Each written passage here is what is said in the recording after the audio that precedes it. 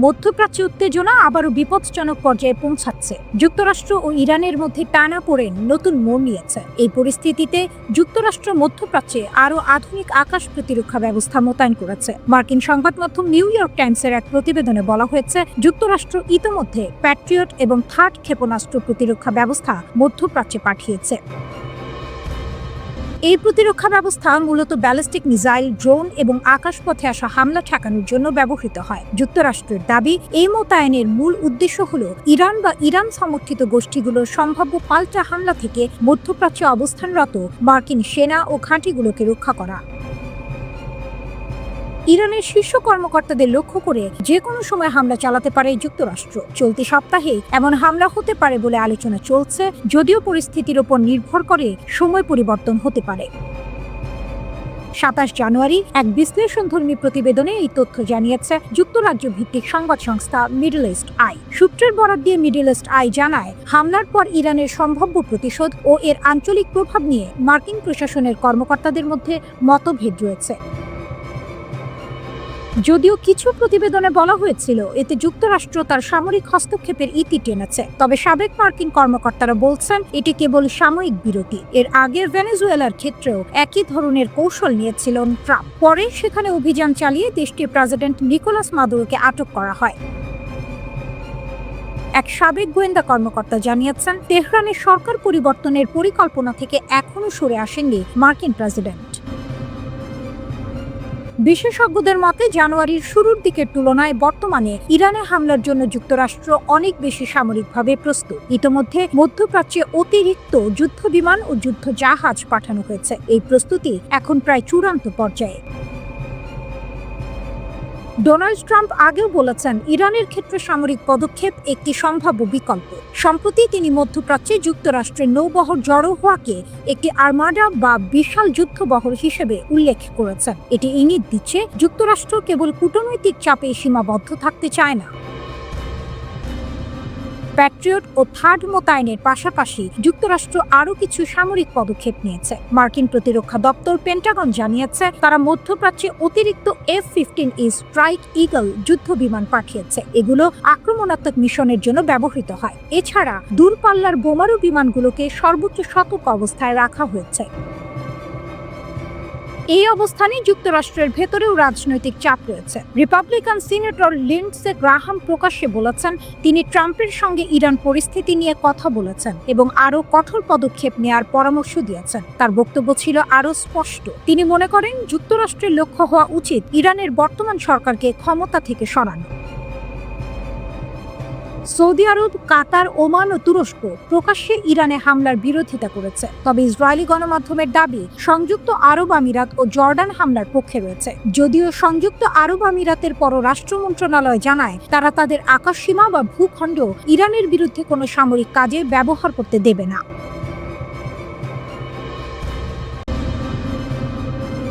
মধ্যপ্রাচ্যে বাইরে থেকে সবকিছু শান্ত মনে হলেও ভেতরে ভেতরে চলছে বড় কিছুর প্রস্তুতি, অনেকটা ঝড়ের আগের নিস্তব্ধতার মতো। যুক্তরাষ্ট্রের সাম্প্রতিক সামরিক তৎপরতা দেখে বিশ্লেষকদের একটাই প্রশ্ন, এটা কি ইরানে হামলার আগের প্রস্তুতি?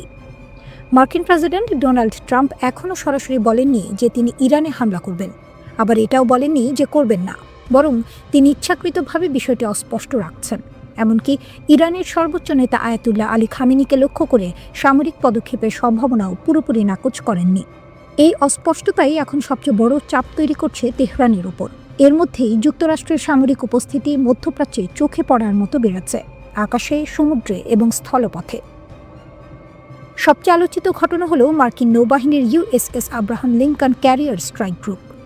বিভিন্ন সামরিক ট্র্যাকিং রিপোর্ট বলছে, এই বিমানবাহী রণতরীটি এখন ডার্ট মোডে চলছে, মানে এর ট্রান্সপন্ডার বন্ধ। সাধারণত যুদ্ধের আগে বা গোপন মোতায়েনের সময়ই এমনটা করা হয়, যাতে রণতরীর অবস্থান সহজে ট্র্যাক করা না যায়। জানা গেছে, এই ক্যারিয়ার গ্রুপটি ইন্দো প্যাসিফিক অঞ্চল ছেড়ে মালাক্কা প্রণালী পেরিয়ে বঙ্গোপসাগরের দিকে গেছে, যা মধ্যপ্রাচ্যের দিকে সরাসরি রুট নির্দেশ করে। বিশ্লেষকদের মতে এটি স্পষ্ট ইঙ্গিত যুক্তরাষ্ট্র তার অগ্রাধিকার বদলাচ্ছে। আকাশপথেও একই চিত্র। যুক্তরাজ্যের RAF লেকেনহেথ ঘাঁটি থেকে F-15E স্ট্রাইক ঈগল যুদ্ধ বিমান পাঠানো হয়েছে। এই বিমানগুলো গভীর হামলা চালাতে সক্ষম, আবার ড্রোন ও ক্ষেপণাস্ত্র প্রতিরোধেও কার্যকর। অর্থাৎ আক্রমণ ও প্রতিরক্ষা দুই কাজেই ব্যবহার করা যায়। এদের সঙ্গে যোগ হয়েছে KC-135 স্ট্র্যাটো ট্যাঙ্কার রিফুয়েলিং বিমান। এগুলোর কাজ হলো যুদ্ধ বিমানকে আকাশে জ্বালানি দেয়া, যাতে তারা আরও দীর্ঘ সময় উঠতে পারে এবং অনেক দূরে গিয়েও হামলা চালাতে পারে। সহজ কথায়, যুক্তরাষ্ট্র তার আকাশ শক্তিকে অনেক বড় পরিসরে কার্যকর করার প্রস্তুতি নিচ্ছে। লজিস্টিক দিক থেকেও তৎপরতা চোখে পড়ার মতো। C-17 গ্লোবমাস্টার 3 পরিবহন বিমানের তৎপরতা হঠাৎ করেই বেড়েছে। কিছু রিপোর্টে দাবি করা হচ্ছে, গত 2 সপ্তাহে পুরো C-17 বহরের প্রায় 75% সক্রিয় ছিল। এসব বিমানের মাধ্যমে সেনা, ভারী যানবাহন এবং প্রতিরক্ষা ব্যবস্থা দ্রুত মধ্যপ্রাচ্যে পাঠানো হচ্ছে। এমনকি M1 আব্রাহাম ট্যাঙ্ক এবং M2 ব্র্যাডলি ইনফ্যান্টলি ফাইটিং ভেহিকলও আকাশপথে আনা হয়েছে বলে জানা যাচ্ছে, যদিও এগুলো নির্দিষ্ট মিশন এখনও প্রকাশ করা হয়নি। বর্তমানে মধ্যপ্রাচ্যে প্রায় 30,000 মার্কিন সেনা, 6টি যুদ্ধজাহাজ, একাধিক স্তরের আকাশ ও ক্ষেপণাস্ত্র প্রতিরক্ষা ব্যবস্থা মোতায়েন রয়েছে। তবে প্রশ্ন হলো, এত কিছুর পরও কি যুক্তরাষ্ট্র সত্যিই ইরানকে বড় ধরনের ক্ষতি করতে পারবে? অনেক বিশ্লেষক বলছেন, এই শক্তি প্রদর্শন একাই ইরানের মতো দেশের বিরুদ্ধে চূড়ান্ত যুদ্ধ জয়ের জন্য যথেষ্ট নয়। তাই ধারণা করা হচ্ছে, এটি হয়তো চূড়ান্ত হামলার আগে অবস্থান নেওয়ার ধাপ মাত্র। অন্যদিকে ইরানও চুপ করে বসে নেই। তেহরান দাবি করেছে, তারা সফলভাবে 10,000 কিলোমিটার পাল্লার ব্যালিস্টিক ক্ষেপণাস্ত্র পরীক্ষা করেছে। যদি এই দাবি সত্য হয়, তাহলে যুক্তরাষ্ট্রের কিছু অংশও ইরানের পাল্লার মধ্যে চলে আসবে। যদিও এই তথ্য এখনও স্বাধীনভাবে যাচাই হয়নি, তবু এটি মানসিক ও কৌশলগত চাপ তৈরি করছে। ওয়াল স্ট্রিট জার্নালের প্রতিবেদন অনুযায়ী, ট্রাম্প তার উপদেষ্টাদের ইরানের বিরুদ্ধে সামরিক পরিকল্পনা তৈরির নির্দেশ দিয়েছেন। সম্ভাব্য লক্ষ্যবস্তুর তালিকায় রয়েছে IRGC সদর দপ্তর ও নেতৃত্ব কেন্দ্র। তবে ট্রাম্প একাধিকবার বলেছেন, তিনি দীর্ঘমেয়াদী যুদ্ধ চান না। তিনি তখনই হামলা করবেন যদি মনে করেন ফলাফল দ্রুত এবং নিয়ন্ত্রণে থাকবে।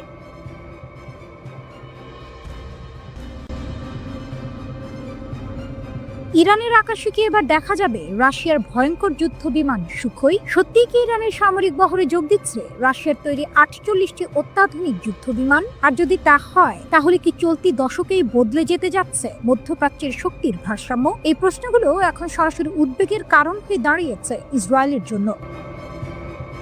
কারণ একদিকে ইরানের সামরিক সক্ষমতা বাড়ছে, অন্যদিকে ইসরায়েলের সামরিক নেতৃত্ব প্রকাশ্যে ইরানের বিরুদ্ধে আকস্মিক হামলার হুঁশিয়ারি দিচ্ছে। ইসরায়েলের প্রতিরক্ষা বাহিনী IDF এর প্রধান ইয়াল জামিরি সম্প্রতি বলেছেন, ইরানের বিরুদ্ধে হঠাৎ আক্রমণের জন্য তারা পুরোপুরি প্রস্তুত। কিন্তু এখানেই দ্বন্দ্ব। প্রকাশ্যে কঠোর ভাষা ব্যবহার করলেও ইরানের সামরিক শক্তি নিয়ে ভেতরে ভেতরে বেশ চিন্তিত ইসরায়েলের প্রধানমন্ত্রী বেনিয়ামিন নেতানিয়াহু।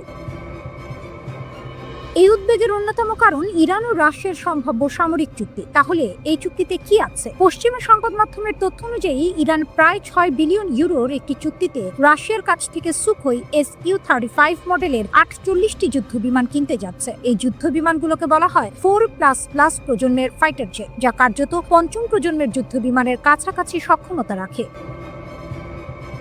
এই খবর প্রথম সামনে আনে যুক্তরাজ্য ভিত্তিক সংবাদ মাধ্যম ইরান ইন্টারন্যাশনাল। প্রতিবেদনে দাবি করা হয়, রাশিয়ার রাষ্ট্রায়ত্ত প্রতিরক্ষা সংস্থা রোস্টেকের সহযোগী প্রতিষ্ঠান KRET এর একটি ফাঁস হওয়া নথি থেকেই এই তথ্য পাওয়া গেছে। ওই নথি অনুযায়ী 2024 থেকে 2026 সালের মধ্যে রাশিয়া ইরানকে এই যুদ্ধ বিমানগুলোর জন্য প্রয়োজনীয় প্রযুক্তি ও প্রশিক্ষণ দেবে। আর সম্পূর্ণ যুদ্ধ বিমানগুলো ইরান হাতে পেতে পারে 2026 থেকে 2028 সালের মধ্যে। তবে এখানেই আরেকটি গুরুত্বপূর্ণ বিষয় আছে।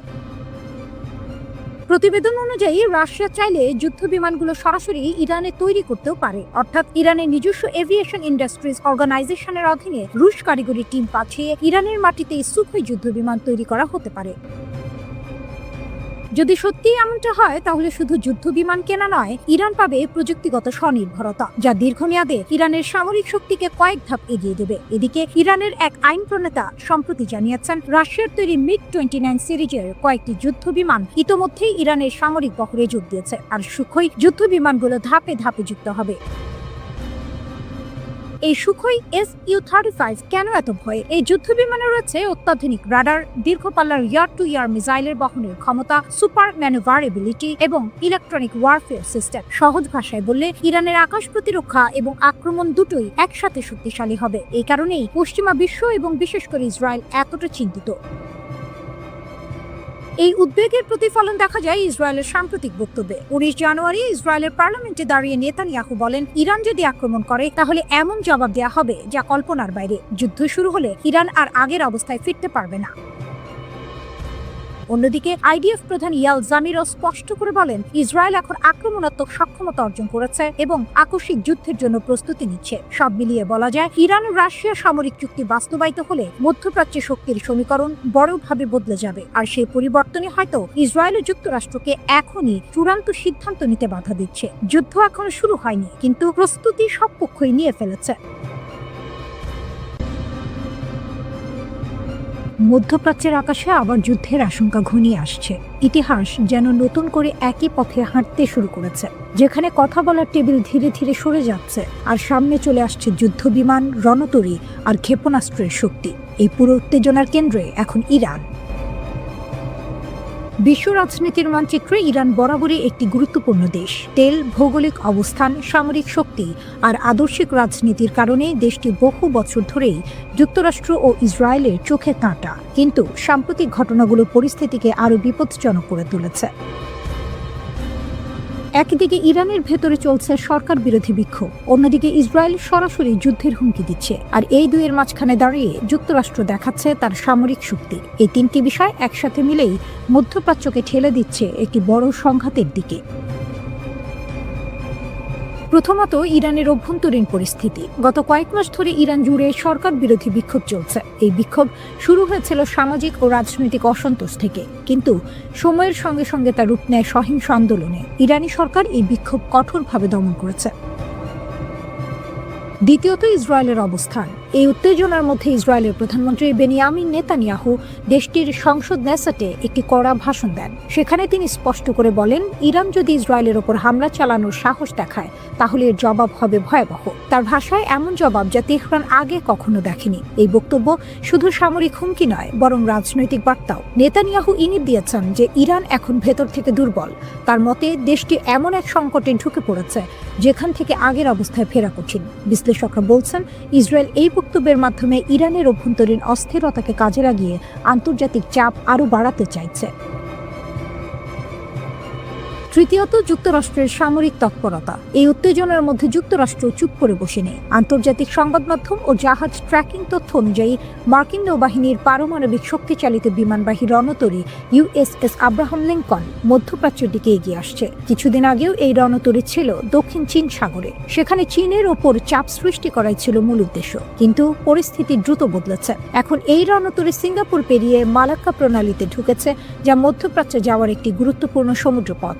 এ বহরের সঙ্গে রয়েছে 3টি অত্যাধুনিক যুদ্ধ জাহাজ। মার্কিন কর্মকর্তারা বলছেন, খুব শিগগিরই এই বহর এমন জায়গায় পৌঁছাবে যেখান থেকে সরাসরি মধ্যপ্রাচ্যে বিমান হামলা চালানো সম্ভব। এর পাশাপাশি যুক্তরাষ্ট্রের প্রেসিডেন্ট ডোনাল্ড ট্রাম্প ইরানের জন্য কিছু স্পষ্ট রেড লাইন টেনে দিয়েছেন। শান্তিপূর্ণ বিক্ষোভকারীদের হত্যা ও গণফাঁসির মতো ঘটনাকে তিনি একেবারেই অগ্রহণযোগ্য বলেছেন। এই সীমা লঙ্ঘিত হলে কঠোর পদক্ষেপ নেওয়ার ইঙ্গিত দিয়েছেন। সবকিছু মিলিয়ে ছবিটা বেশ পরিষ্কার। একদিকে ইরানের ভেতরে রক্তক্ষয়ী অস্থিরতা, অন্যদিকে ইসরায়েলের প্রকাশ্য যুদ্ধের হুমকি, তার সঙ্গে যুক্তরাষ্ট্রের শক্তিশালী সামরিক উপস্থিতি। এই তিন দিকের চাপ মিলিয়ে মধ্যপ্রাচ্য এখন এক ভয়ঙ্কর সন্ধিক্ষণে দাঁড়িয়ে।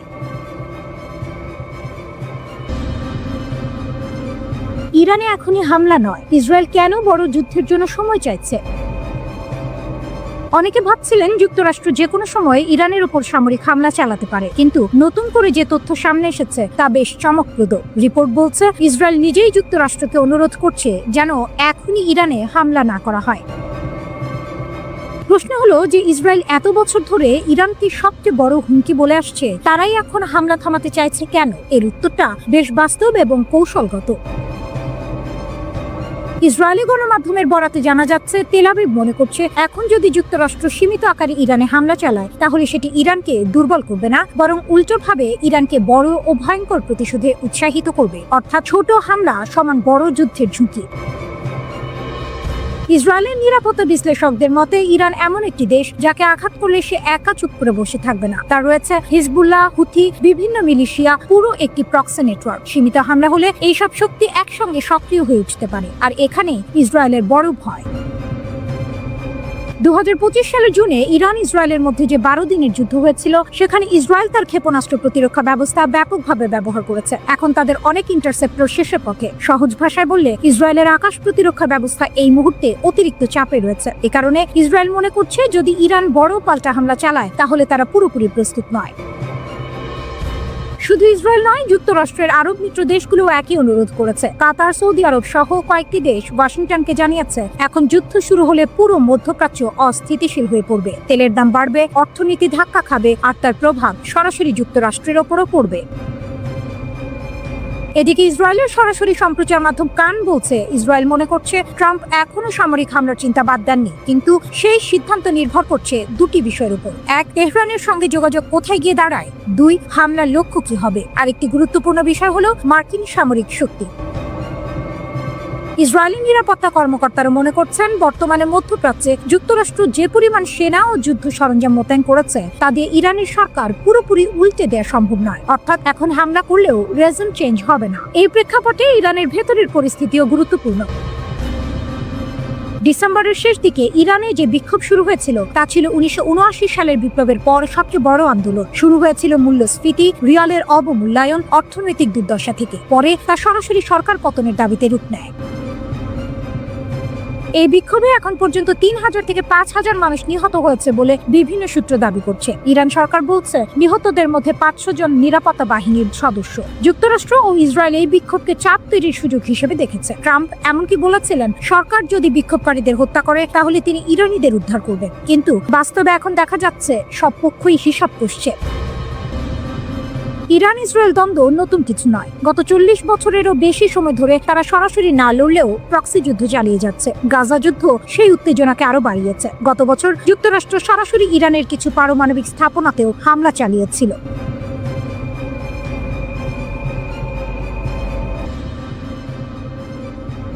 ট্রাম্পকে ইরানে হামলা দেরি করতে বলে ইসরায়েলের আকাশ প্রতিরক্ষার দুর্বলতা ফাঁস করে দিলেন নেতানিয়াহু।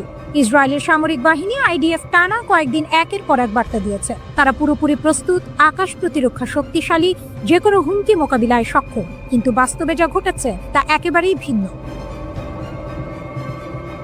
ইসরায়েলের প্রধানমন্ত্রী বেনিয়ামিন নেতানিয়াহু গোপনে মার্কিন প্রেসিডেন্ট ডোনাল্ড ট্রাম্পকে অনুরোধ করেছেন ইরানের ওপর এখনই হামলা না করতে। এই অনুরোধের মধ্য দিয়েই ইসরায়েলের তথাকথিত অভেদ্য আকাশ প্রতিরক্ষা ব্যবস্থার একটি বড় ফাঁক প্রকাশ হয়ে পড়েছে। প্রশ্নটা খুব সহজ, যদি ইসরায়েল সত্যিই প্রস্তুত থাকে তাহলে হামলা থামাতে বলল কেন? গত 2 বছরে 2024 থেকে 2025 সালে ইসরায়েল 3বার ইরানের হামলা সামলেছে। প্রায় 800 ব্যালিস্টিক ক্ষেপণাস্ত্র, সঙ্গে হুথি ও হিজবুল্লাহর শত শত রকেট ও ড্রোন প্রতিহত করেছে। একই সময়ে ইসরায়েলি বিমান বাহিনী ইরানের ক্ষেপণাস্ত্র ভান্ডারও ব্যাপকভাবে ক্ষতিগ্রস্ত করেছে। যুদ্ধের আগে ইরানের কাছে ছিল আনুমানিক 2500 ব্যালিস্টিক ক্ষেপণাস্ত্র ও 400 এর বেশি লঞ্চার। এর প্রায় অর্ধেক ধ্বংস হয়েছে।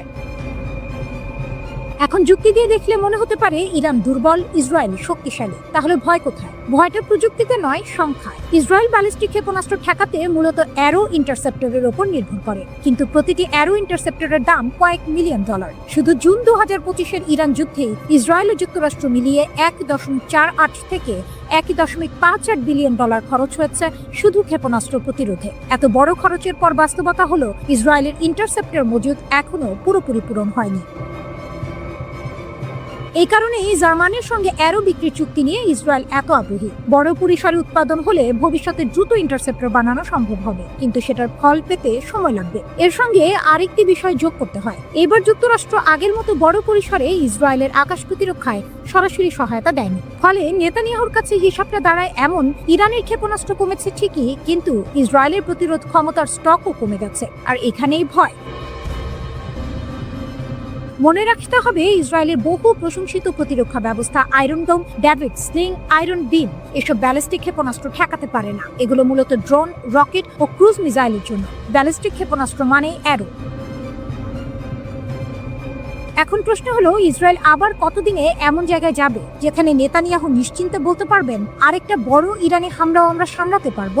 এই সময়টুকুই ইরানের জন্য সুযোগ। যুদ্ধের আগে ইরান প্রতি মাসে প্রায় 300টি নতুন ক্ষেপণাস্ত্র বানানোর সক্ষমতা রাখত। এখন আশঙ্কা করা হচ্ছে কয়েক বছরের মধ্যে তাদের ভান্ডার 4000 থেকে 8000 ক্ষেপণাস্ত্রে পৌঁছাতে পারে। ইসরায়েলের রেড লাইন ঠিক কোথায় তা প্রকাশ্যে বলা হয়নি, কিন্তু এই সংখ্যাগুলোই ইঙ্গিত দেয় ইরান যদি আবার পুরনো অবস্থায় ফিরে যায় বা সেটাকেও ছাড়িয়ে যায় তখন পরিস্থিতি আরো ভয়ঙ্কর হবে। সমস্যা হলো কে দ্রুত উৎপাদন বাড়াতে পারে। ইরান কি ক্ষেপণাস্ত্র দ্রুত বানাবে, নাকি ইসরায়েল দ্রুত অ্যারো ইন্টারসেপ্টর তৈরি করতে পারবে?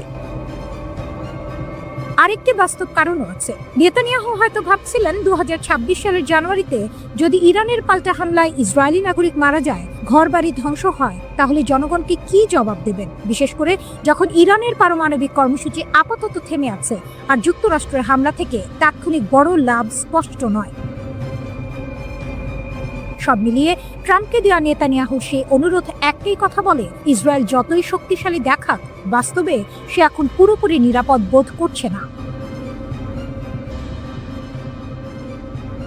ইরান হামলার সিদ্ধান্ত প্রায় নিয়েই ফেলেছিলেন ট্রাম্প। শেষ মুহূর্তের এক বার্তায় বদলে গেল পরিস্থিতি। ওয়াশিংটনের পরিস্থিতি এমন ছিল যে প্রায় সবাই ধরে নিয়েছিল যুক্তরাষ্ট্র এবার ইরানের ওপর সরাসরি সামরিক হামলা চালাতে যাচ্ছে। প্রেসিডেন্ট ডোনাল্ড ট্রাম্পের শীর্ষ নিরাপত্তা উপদেষ্টারাও নিশ্চিত ছিলেন তিনি রাতে হামলার অনুমোদন দেবেন। কিন্তু শেষ মুহূর্তে একটি টেক্সট মেসেজ সবকিছু বদলে দেয়। মার্কিন দূত স্টিভ উইটকফ ট্রাম্পকে জানান ইরান সরকার প্রায় 800 জন আটক বিক্ষোভকারীর ফাঁসি কার্যকর করা বন্ধ করেছে। এই তথ্য ইরানের পররাষ্ট্রমন্ত্রী আব্বাস আরাকচির পাঠানো একটি বার্তার মাধ্যমে আসে। এরপরই ট্রাম্প সিদ্ধান্ত নেওয়া থেকে বিরত থাকেন। এই ঘটনাটি তুলে ধরে ওয়াশিংটন পোস্ট জানায়, হামলা প্রায় নিশ্চিত ধরে নিয়েই প্রস্তুতি চলছিল। কি ঘটছিল সেই সময়?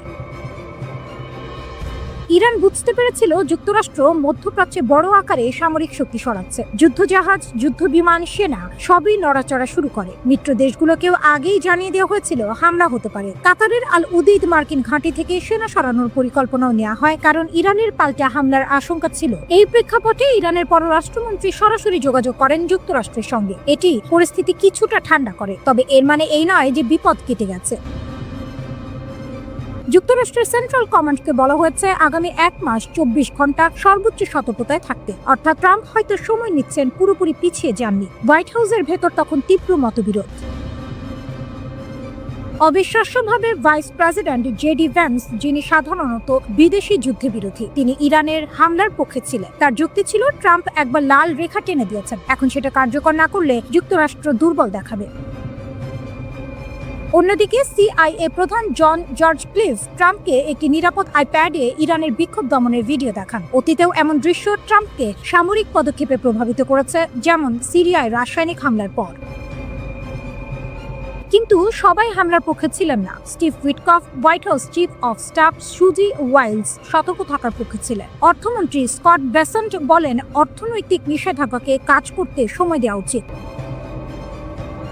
আরব মিত্র দেশগুলো সৌদি আরব, কাতার, মিশর সরাসরি ট্রাম্পকে ফোন করে অনুরোধ করে হামলা যেন না করা হয়। তাদের ভয় ছিল যুদ্ধ শুরু হলে পুরো অঞ্চল অস্থিতিশীল হয়ে পড়বে, তেলের বাজার ভেঙে পড়বে, যার প্রভাব সরাসরি আমেরিকার অর্থনীতিতেও পড়বে। ইসরায়েলও প্রস্তুত ছিল না। জুনে ইরানের সঙ্গে 12 দিনের সংঘর্ষে ইসরায়েল বিপুল পরিমাণ ক্ষেপণাস্ত্র প্রতিরক্ষা ব্যবস্থা ব্যবহার করেছে। তাদের মজুদ কমে গেছে। মার্কিন নৌবহর ছাড়া তারা বড় ধরনের ইরানি পাল্টা হামলা ঠেকাতে পারবে না। তাই প্রধানমন্ত্রী নেতানিয়াহু নিজে ট্রাম্পকে ফোন করে হামলা না করতে বলেন।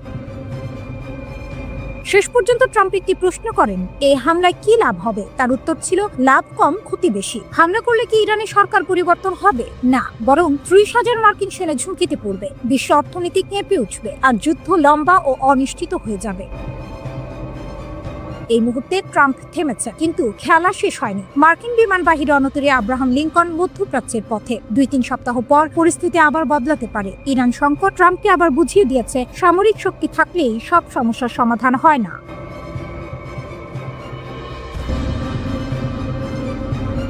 ইরানে হামলা কেন থামালো আমেরিকা? মধ্যপ্রাচ্যে যে উত্তেজনা চরমে উঠেছিল, সেখানে হঠাৎ করেই এক ধরনের ব্রেক দেখা গেল। অনেকেই ধরে নিয়েছিল আমেরিকা খুব শিগগিরই ইরানি সামরিক হামলা চালাবে, কিন্তু সেই হামলা হলো না। প্রশ্ন হচ্ছে কেন? উত্তরের বড় অংশ লুকিয়ে আছে ইসরায়েলের উদ্বেগে। ইসরায়েল কেন হামলা পিছিয়ে দিতে বলল?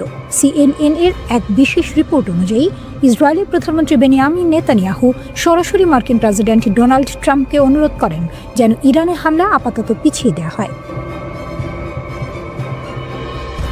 এর মূল কারণ ছিল ইসরায়েলের ক্ষেপণাস্ত্র প্রতিরক্ষা ব্যবস্থা চরম চাপের মধ্যে রয়েছে। গত বছর ইরানের সঙ্গে সরাসরি সংঘর্ষে ইসরায়েল তাদের আকাশ প্রতিরক্ষা ব্যবস্থা আয়রন ডোম, ডেভিড স্লিং এবং অ্যারোস সিস্টেম ব্যাপকভাবে ব্যবহার করেছে। ইসরায়েলি কর্মকর্তাদের আশঙ্কা, আবার বড় আকারের সংঘাত শুরু হলে এই সিস্টেমগুলো দীর্ঘ সময় ধরে টিকে থাকতে নাও পারে। সহজ ভাষায় বললে, ইসরায়েলের ঢাল দুর্বল হয়ে পড়ছে। ইরান কি সহজে ভেঙে পড়বে? ইসরায়েলের আরেকটি বড় হিসাব ছিল ইরানের সরকারকে কয়েকটি সীমিত বিমান হামলায় ফেলা সম্ভব নয়। ইসরায়েলি নেতৃত্বের মতে ইরানের সরকার ভাঙতে হলে দীর্ঘমেয়াদী এবং পূর্ণাঙ্গ সামরিক অভিযান দরকার, আর সেটার ফল হবে ইসরায়েলের ওপর ব্যাপক ক্ষেপণাস্ত্র হামলা, বড় অর্থনৈতিক ক্ষতি, দীর্ঘ যুদ্ধের ঝুঁকি। এই মুহূর্তে ইসরায়েল সেই পরিস্থিতির জন্য পুরোপুরি প্রস্তুত নয়। ট্রাম্প কেন হঠাৎ সুর বদলালেন? এখানেই আসে ট্রাম্পের ভূমিকাটা। ট্রাম্প সামাজিক মাধ্যমে বলেছিলেন ইরান বড় মূল্য দেবে, কিন্তু হঠাৎ করেই তিনি বলেন ইরানে হত্যা বন্ধ হয়েছে, মৃত্যুদণ্ড কার্যকর হবে না। এই বক্তব্যে অনেক মিত্রদেশ অবাক হয়ে যায়, কারণ মার্কিন গোয়েন্দা রিপোর্টগুলো নাকি এই দাবির সঙ্গে পুরোপুরি মেলেনি। তবে CNN বলছে ট্রাম্পের মূল লক্ষ্য ছিল ইরানের ওপর চাপ তৈরি করা, সরাসরি যুদ্ধ নয়। ইসরায়েল ও আমেরিকার ভিতরের প্রস্তুতি। হামলা থামলেও প্রস্তুতি থামেনি। ইসরায়েল ও মার্কিন সেনাবাহিনীর মধ্যে ঘনিষ্ঠ সমন্বয় চলছে। মার্কিন সেন্ট্রাল কমান্ড ও IDF নিয়মিত যোগাযোগে প্রতিরক্ষা ব্যবস্থা জোরদার করা হচ্ছে। ইসরায়েলের প্রতিরক্ষা গবেষণা সংস্থার প্রধান ড্যানি গোল্ড স্পষ্ট বলেছেন, আমরা প্রতিদিন শিখছি, আপগ্রেড করছি এবং ভবিষ্যতের হুমকির জন্য প্রস্তুতি নিচ্ছি। ইরান কি করতে পারে? সবচেয়ে বড় ভয়টা এখানেই। ইসরায়েলি গোয়েন্দা মূল্যায়নে বলা হচ্ছে ইরান ভুল বোঝাবুঝি থেকে আগাম হামলা চালাতে পারে, অথবা পরিকল্পিতভাবে ইসরায়েল ও মার্কিন ঘাঁটিতে আঘাত হানতে পারে। কারণ ইরান ভাবতে পারে আমেরিকা হামলা করবেই, তাই আগে মারাই ভালো। সব মিলিয়ে ছবিটা খুব পরিষ্কার। ইরানের হামলা আপাতত বন্ধ, বাতিল নয়। ইসরায়েল প্রস্তুতি নিতে চায় আরও সময়। ট্রাম্প কূটনৈতিক চাপ দিয়ে ফল আদায়ের চেষ্টা করছেন, আর পুরো মধ্যপ্রাচ্য দাঁড়িয়ে আছে একটি ভুল সিদ্ধান্তের দূরত্বে। একটি বোতাম চাপা হলেই যুদ্ধ।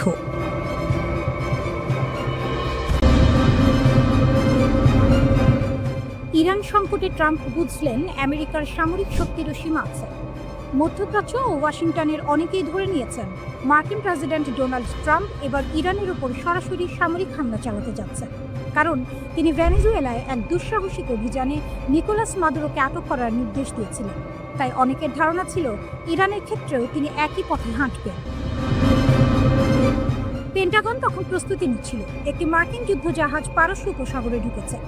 মিত্র দেশগুলোকে সতর্ক করা হয়েছে। কাতারের আল উদেইদ ঘাঁটির সেনাদেরও সম্ভাব্য ইরানি পাল্টা হামলার আশঙ্কায় সরিয়ে নেওয়ার কথা ভাবা হচ্ছিল। ট্রাম্প নিজেও সামাজিক মাধ্যমে ইরানের বিক্ষোভকারীদের উদ্দেশ্যে লিখেছিলেন সহায়তা আসছে, কিন্তু শেষ পর্যন্ত সেই হামলা আর হলো না। কেন? এর উত্তরটা খুব গুরুত্বপূর্ণ। একটা বড় মোড় আসে। মার্কিন দূত স্টিভ উইটকফ ট্রাম্পকে জানান ইরান সরকার বিক্ষোভের ঘটনায় আটক প্রায় 800 জনের ফাঁসি কার্যকর করা থেকে সরে এসেছে। পরে মার্কিন গোয়েন্দা সংস্থাও নিশ্চিত করে ফাঁসি হয়নি। এরপর ট্রাম্প বলেন, আমরা দেখব পরিস্থিতি কোথায় যায়। এই সিদ্ধান্তের পেছনে কয়েকটি বড় বাস্তবতা কাজ করেছে। ইরান কোনো ছোট টার্গেট না, এটি সিরিয়া বা ইয়েমেন নয়। ইরানে হামলা মানে শুধু একটি দেশ নয়, পুরো মধ্যপ্রাচ্য অস্থির হয়ে পড়া। সেখানে রয়েছে প্রায় 30,000 মার্কিন সেনা। হামলা হলে ইরান পাল্টা আঘাত করবে, এটা প্রায় নিশ্চিত। মার্কিন সামরিক প্রস্তুতির সীমাবদ্ধতা। তখন যুক্তরাষ্ট্রের একটি বড় অংশের নৌ ও বিমান শক্তি ক্যারিবিয়ানে ও অন্য অঞ্চলে মোতায়েন ছিল। মধ্যপ্রাচ্যে পর্যাপ্ত শক্তি না থাকলে ইরানের পাল্টা হামলা ঠেকানো কঠিন হতো। ইসরায়েল নিজেও প্রস্তুত ছিল না। জুনে ইরানের সঙ্গে 12 দিনের সংঘর্ষে ইসরায়েল বিপুল পরিমাণ ক্ষেপণাস্ত্র প্রতিরোধ ব্যবস্থা ব্যবহার করেছে। তাদের মজুদ কমে এসেছে। ইসরায়েলের প্রধানমন্ত্রী নেতানিয়াহু নিজেই ট্রাম্পকে ফোন করে হামলা না করতে বলেন।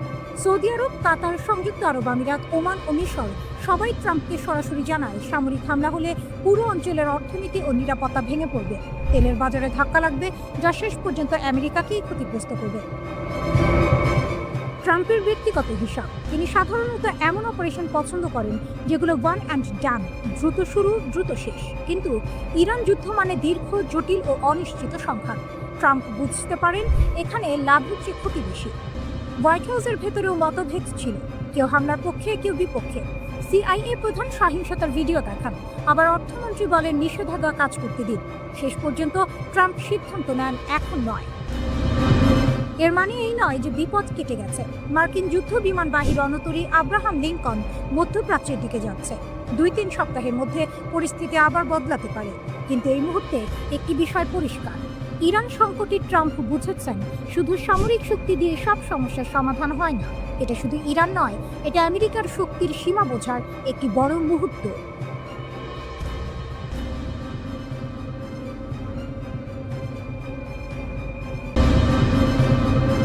তুরস্ক বনাম ইসরায়েল আফ্রিকার নতুন খেলা।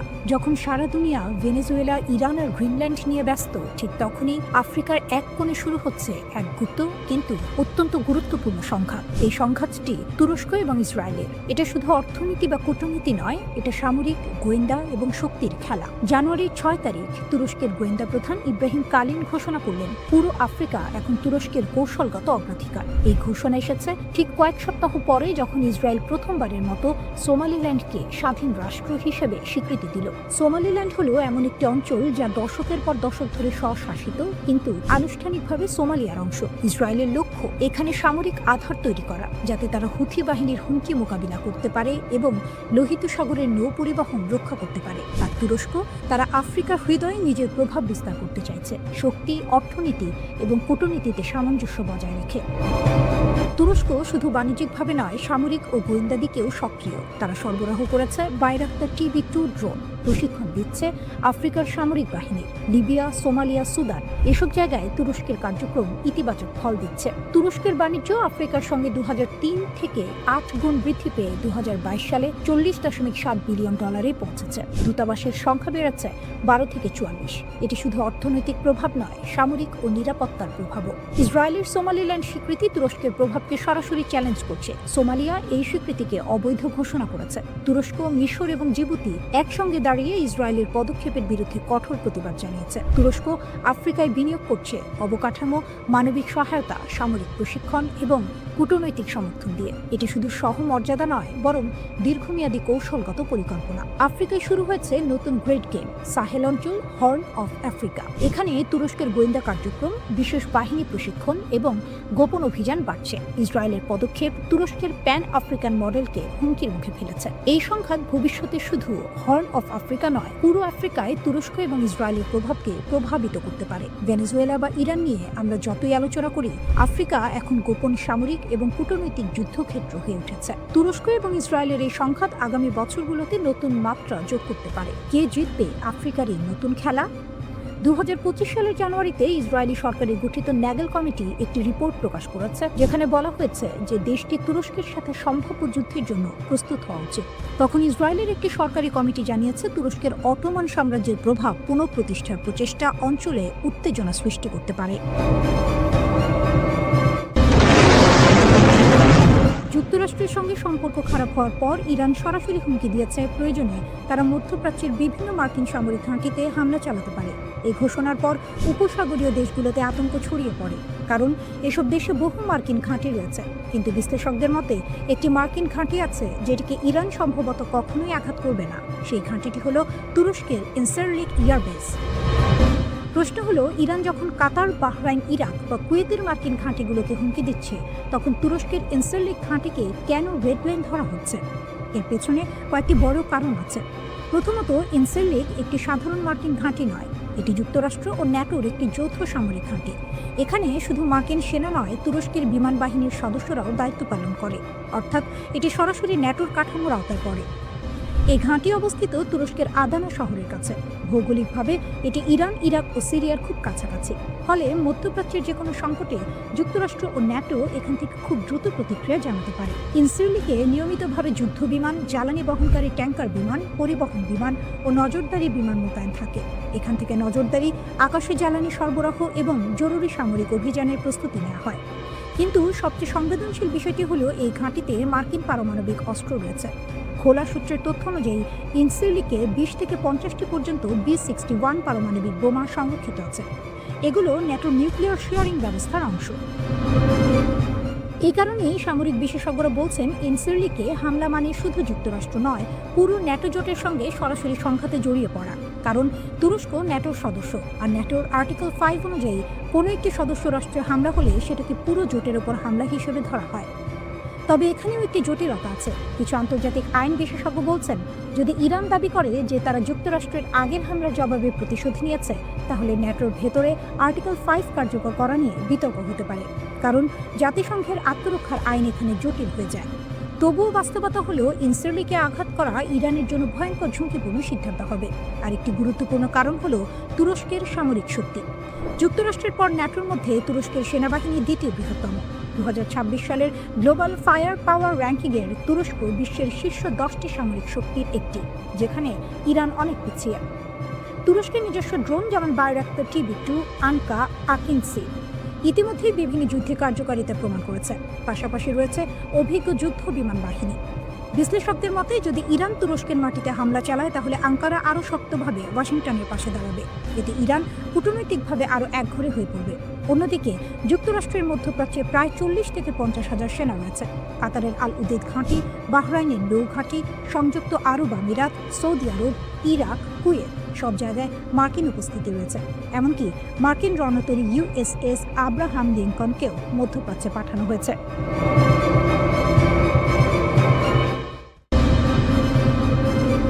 টিভিতে কিল ট্রাম্প হুমকি, ইরান যুক্তরাষ্ট্র সংঘাতকে আরও ভয়ঙ্কর দিকে যাচ্ছে। আন্তর্জাতিক রাজনীতিতে এমন একটি ঘটনা ঘটেছে যা গোটা বিশ্বকে নতুন করে ভাবতে বাধ্য করছে।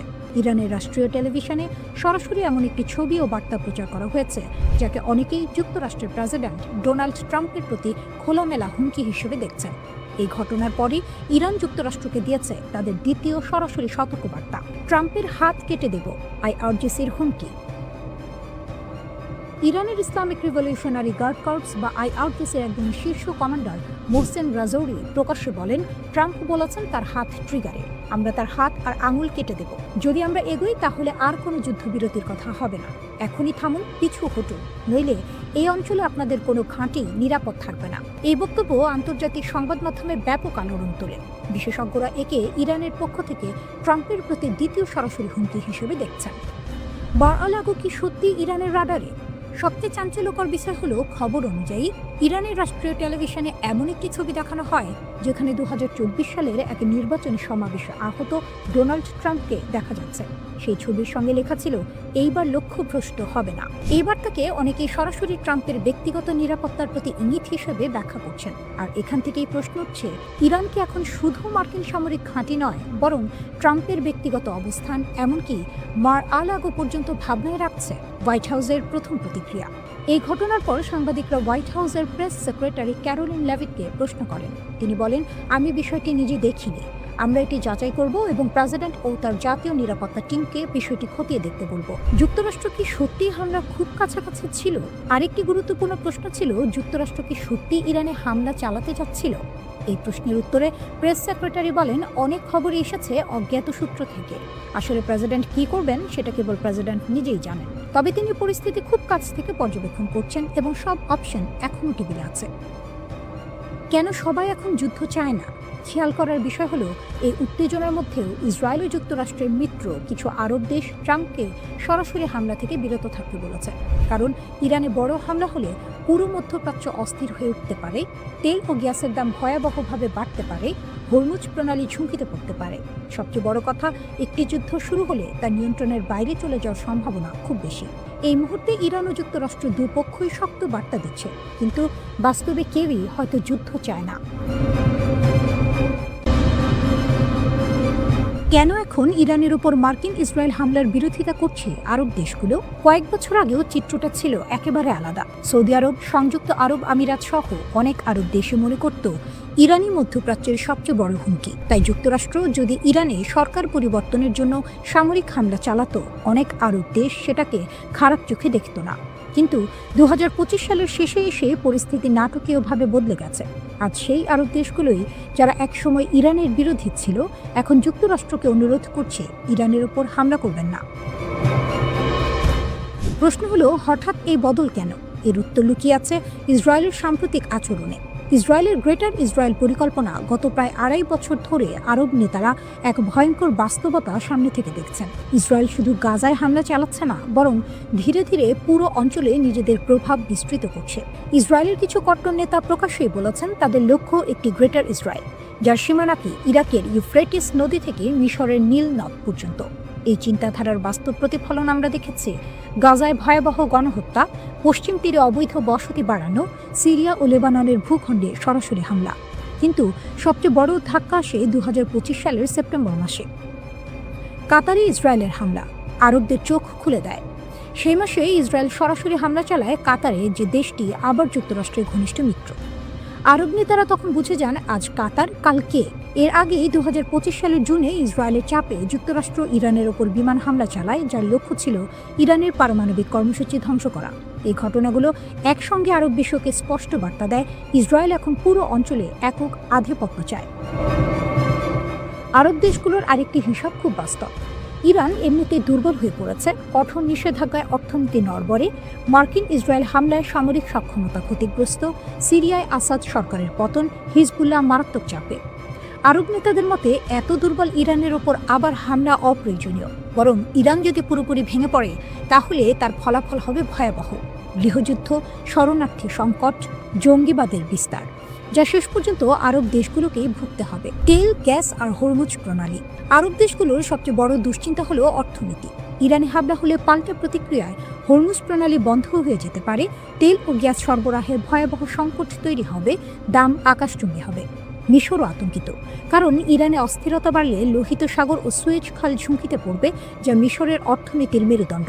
বদলে যাওয়া শত্রুর তালিকা। সবচেয়ে বড় পরিবর্তনটি এসেছে হুমকি মূল্যায়নে। একসময় সৌদি আরবের প্রধান শত্রু ছিল ইরান, কাতারের শত্রু ছিল সৌদি, মিশরের চোখে কাতার ছিল অস্থিরতার উৎস। আজ সেই সমীকরণ ভেঙে গেছে। আজ অধিকাংশ আরব দেশের চোখে সবচেয়ে বড় হুমকি ইসরায়েল, কারণ সীমান্ত মানে না, আন্তর্জাতিক আইন মানে না, প্রকাশ্যে ভূখণ্ড দখলের কথা বলে। আরব নেতারা ভয় পাচ্ছেন ইসরায়েল হয়তো ইতোমধ্যেই গ্রেটার ইসরায়েলের পথে। ইসরায়েলের লাগামহীন আগ্রাসন আর মার্কিন সমর্থন আজ এমন এক পরিস্থিতি তৈরি করেছে যেখানে বিভক্ত আরব বিশ্বও একটি বিষয়ে একমত হচ্ছে: এই আগুন আর বাড়ানো যাবে না।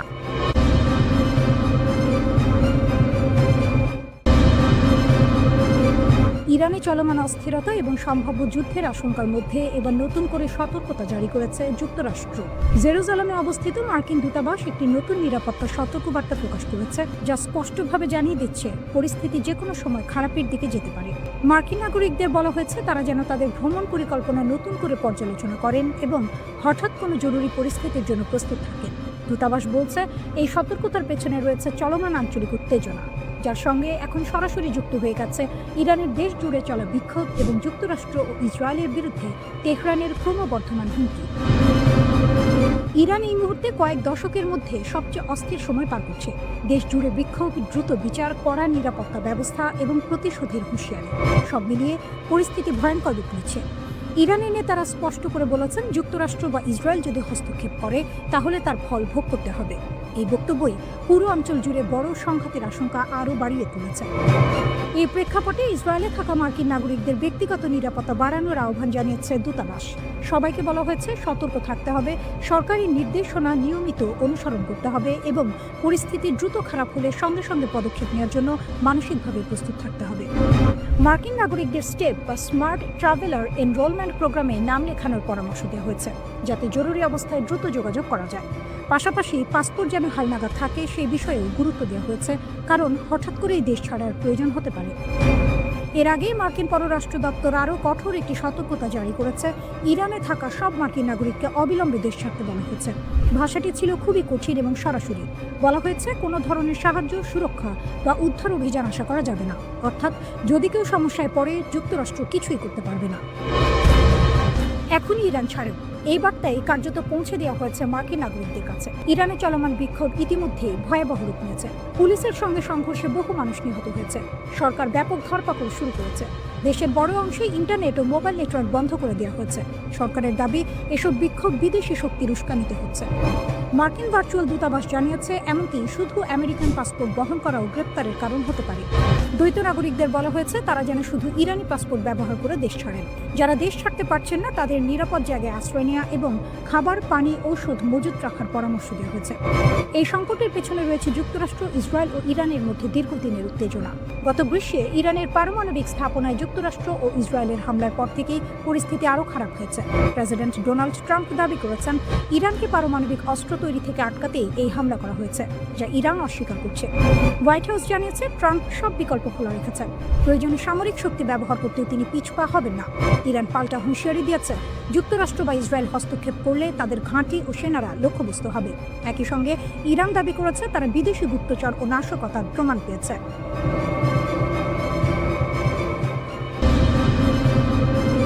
ইরানের পরিস্থিতি এখন সত্যিই ভয়ঙ্কর মোড় নিচ্ছে। দেশ জুড়ে বিক্ষোভ যত বাড়ছে ততই কড়া হচ্ছে সরকারের ভাষা। আর এইবার যে সতর্কবার্তা এসেছে সেটিকে অনেকেই বলছেন ইরানের ইতিহাসে সাম্প্রতিক সময়ের সবচেয়ে কঠোর হুঁশিয়ারি। ইরানের প্রধান বিচারপতি গুলাম হোসেইন মোহসেনি এজেই স্পষ্ট ভাষায় বলেছেন, যারা বিদেশি শক্তির সঙ্গে হাত মিলিয়ে দেশে অস্থিরতা তৈরি করছে তাদের জন্য আর কোনো দয়া দেখানো হবে না। তার ভাষায়, এখন থেকে কেউ যদি ইসলামী প্রজাতন্ত্রের বিরুদ্ধে শত্রুকে সাহায্য করে তাহলে কঠোর শাস্তি অনিবার্য। এই বক্তব্যের পেছনে ইঙ্গিত কার দিকে তা বুঝতে কষ্ট হয় না। ইরানের রাষ্ট্রীয় গণমাধ্যম সরাসরি যুক্তরাষ্ট্র ও ইসরায়েলের নাম উল্লেখ করেছে। বলা হয়েছে, এই দুই দেশ প্রকাশ্যেই ইরানের অভ্যন্তরীণ বিষয়ে হস্তক্ষেপ করছে, টুইট করছে, বক্তব্য দিচ্ছে, চাপ সৃষ্টি করছে।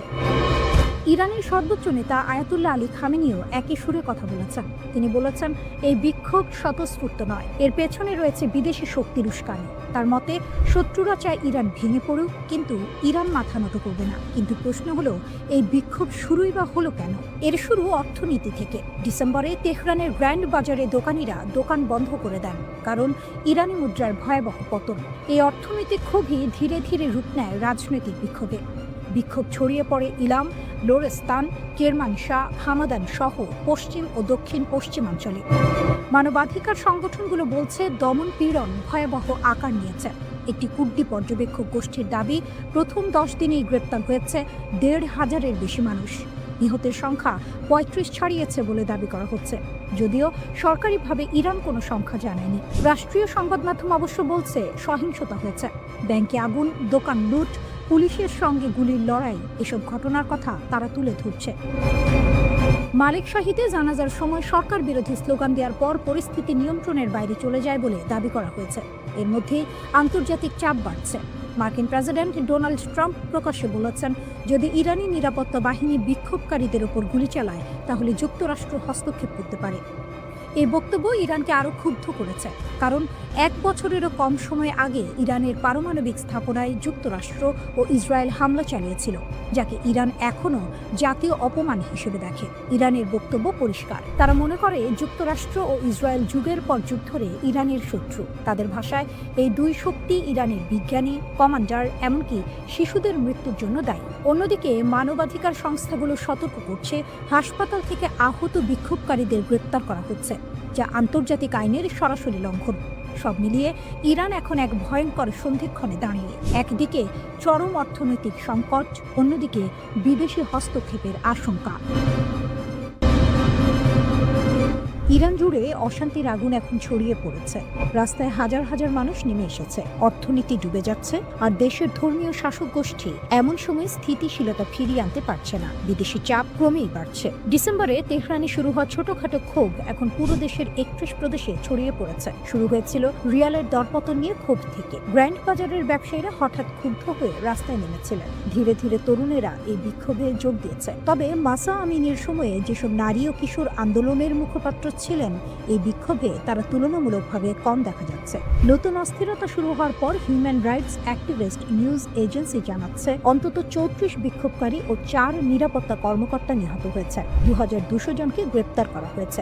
বিশ্লেষকরা বলছেন, এটি শুধু অর্থনৈতিক ক্ষোভ নয়, এটি বিদ্যমান শাসন ব্যবস্থার প্রতি জনগণের গভীর হতাশার প্রতিফলন। ইরানি কর্তৃপক্ষ বিক্ষোভ দমন করতে দ্বিমুখী কৌশল অবলম্বন করছে। তারা বলছে, অর্থনৈতিক বিক্ষোভ বৈধ এবং সংলাপের মাধ্যমে সমাধান হবে, তবে একই সঙ্গে রাজপথে সহিংস সংঘর্ষে কাঁদানে গ্যাসও ব্যবহার করা হচ্ছে। ধর্মীয় শাসকরা 5 দশক পরও যুব সমাজের প্রত্যাশার সঙ্গে নিজেদের নীতি মিলিয়ে চলতে হিমশিম খাচ্ছেন। রাজপথে তরুণরা শাসক গোষ্ঠীর আদর্শকামী নীতি মেনে চলতে চায় না। পোশাক বিধি থেকে শুরু করে বিদেশ নীতি, যা ইসলামী প্রজাতন্ত্রের মূল স্তম্ভ, তা 30 বছরের কম বয়সীদের কাছে গ্রহণযোগ্য নয়। তরুণরা মুক্তভাবে বাঁচতে চায়। মাসা আমিনি কেন্দ্রিক আন্দোলনের সময় যেসব নারী হিজাব বিধির বিরুদ্ধে সরব হয়েছিল, এবার অনেক নারী জনসম্মুখে হিজাব পরতে অস্বীকৃতি জানাচ্ছেন। চলমান বিক্ষোভে মানুষ আঞ্চলিক সশস্ত্র গোষ্ঠীর প্রতি তেহরানের সমর্থনকে নিন্দা করছে। তারা স্লোগান দিচ্ছে, গাজা নয়, লেবানন নয়, আমার জীবন ইরানের জন্য। এতে দেখা যাচ্ছে দেশের মানুষের আশা ও শাসক গোষ্ঠীর অগ্রাধিকারের মধ্যে দূরত্ব কতটা। ইরানের আঞ্চলিক প্রভাবও কমে গেছে। গাজায় হামাস, লেবাননে হিজবুল্লাহ, ইয়েমেনে হুথি, ইরাকে মিলিশিয়াদের ওপর আঘাত এবং সিরিয়ার শাসক বাশার আল আসাদের ক্ষমতাচ্যুত হওয়ার প্রভাব পড়েছে। ইসরায়েলের হামলাও এই অঞ্চলে উত্তেজনা বাড়িয়েছে। সর্বোচ্চ নেতার সামনে সহজ পথ নেই। ভাতাঙ্কা বলেন, পূর্বের মতো দমন পীড়ন এবং সামান্য ছাড়ের কৌশল এবার কার্যকর হচ্ছে না। পরিবর্তন অনিবার্য মনে হচ্ছে। সরকারের পতন হতে পারে, তবে নিশ্চিত নয়। মধ্যপ্রাচ্যের অন্যান্য দেশে দেখা গেছে দীর্ঘকাল ক্ষমতায় থাকা শাসকরা কেবল তখনই পতিত হয় যখন বিক্ষোভ ও সামরিক হস্তক্ষেপ একত্রে ঘটে। যুক্তরাষ্ট্রের প্রেসিডেন্ট ট্রাম্প বলেছেন, নিরাপত্তা বাহিনী যদি নিরস্ত্র বিক্ষোভকারীদের উপর গুলি চালায় তিনি সমর্থন জানাবেন। তবে ইরানের সাধারণ মানুষ চায় না বিদেশি হস্তক্ষেপ। তারা চায় শান্তিপূর্ণ জীবন, বন্ধুত্ব এবং স্বাধীনতা। ইরানের সর্বোচ্চ নেতা আয়াতুল্লাহ আলী খামিনি বলছেন, দেশ শত্রুর কাছে আত্মসমর্পণ করবে না। তবে ৮৬ বছর বয়সী এই নেতা এমন একটি সময়ের মুখোমুখি যেখানে তার নীতি, পারমাণবিক ক্ষেপণাস্ত্র এবং বিদেশি প্রভাব সব চ্যালেঞ্জের মুখোমুখি। ইসরায়েলের প্রধানমন্ত্রী বেনিয়ামিন নেতানিয়াহু বলেছেন, ইরানি জনগণ তাদের ভবিষ্যতের নিয়ন্ত্রণ নিজের হাতে নিচ্ছে। এটি একটি সিদ্ধান্তমূলক মুহূর্ত। ইরানের রাস্তায় আগুন জ্বলছে, অর্থনীতি ডুবে যাচ্ছে, আর এখন দেশটির সর্বোচ্চ নেতা খুব বিরল একটি সরাসরি বার্তা দিলেন মার্কিন প্রেসিডেন্টের উদ্দেশ্যে। আয়াতুল্লাহ আলী খামিনি বলেছেন, ডোনাল্ড ট্রাম্পের হাতে ইরানের রক্ত লেপ্টে আছে। তিনি তাকে অহংকার, রক্তপাত এবং হস্তক্ষেপের জন্য দোষারোপ করেছেন। এমনকি বলেছেন, ইতিহাসে দেখেছেন শাসকরা কখনোই তাদের শক্তির শিখরে নিরাপদ থাকে না। ইরানের সব শহরের সাধারণ রাস্তাগুলো এখন যুদ্ধক্ষেত্র। মানুষ বের হচ্ছে, সরকারকে চ্যালেঞ্জ জানাচ্ছে, চলমান মুদ্রার অবমূল্যায়ন, মুদ্রাস্ফীতি এবং বাজার ভেঙে যাওয়ার ক্ষোভ প্রকাশ করছে। চিৎকার, বিক্ষোভ, সংঘর্ষ, ভাঙচুর সবকিছু মিলে গিয়েছে। এই অবস্থার মাঝে খামেনি জাতির উদ্দেশ্যে ভাষণ দিয়েছেন। বার্তাটি ছিল সরাসরি এবং ব্যক্তিগত। তিনি বলেন, কিছু ভিক্ষুক মার্কিন আগ্রহীর রাস্তায় আগুন জ্বালাচ্ছে। তিনি দাবি করেছেন, প্রবাসে থাকা কিছু নেতা এবং বিদেশি প্রভাব এই বিশৃঙ্খলা ছড়াচ্ছে। পাশাপাশি তিনি বিক্ষোভকারীদের সতর্ক করেছেন যে দেশের ক্ষতি করার মাধ্যমে কেউ বিদেশি শক্তিকে খুশি করতে পারবে না। ডোনাল্ড ট্রাম্পও প্রকাশ্যভাবে ইরানকে হুমকি দিয়েছেন। তিনি বলেছেন, যদি নিরস্ত্র নাগরিকদের উপর বল প্রয়োগ করা হয় তবে তেহরান তার মূল্য চুকাতে হবে। তিনি আরও উল্লেখ করেছেন, খামেনি কোথাও পালানোর চেষ্টা করছেন এবং পরিস্থিতি দ্রুত খারাপ হচ্ছে। ওয়াশিংটন ও তেহরানের মধ্যে উত্তেজনা এই মুহূর্তে খুবই তীব্র। ইরানের সংকটের মূল কারণ হলো অর্থনীতি। নিষেধাজ্ঞা, প্রশাসনিক ভুল এবং মুদ্রার মূল্যপতন সাধারণ মানুষকে সীমারেখার ধারে ঠেলে দিয়েছে।